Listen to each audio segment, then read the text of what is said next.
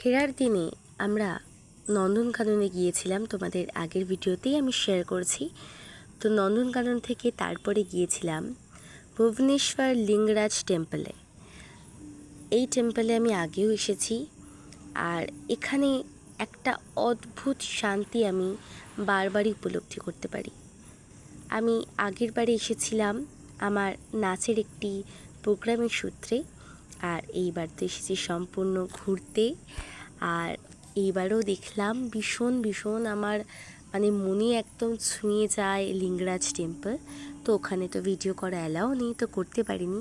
তো এইটাও হচ্ছে একটা জগন্নাথ মন্দির। তো আমি এই মন্দিরের নাম জানি না, যদি তোমরা কেউ জেনে থাকো আমাকে অবশ্যই জানিও। ফেরার সময় ওইখানেই আশপাশেই আমি এই মন্দিরটা দেখতে পাই এবং সেখানে যাই।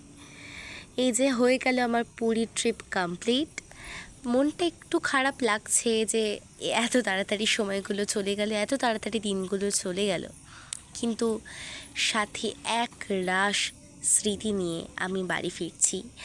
আর ভিডিওগুলো তোমাদের সবার কেমন লাগলো অবশ্যই আমাকে কমেন্ট করে জানিও। আর ভালো লাগলে অবশ্যই লাইক অ্যান্ড সাবস্ক্রাইব করে আমার পাশে থেকো।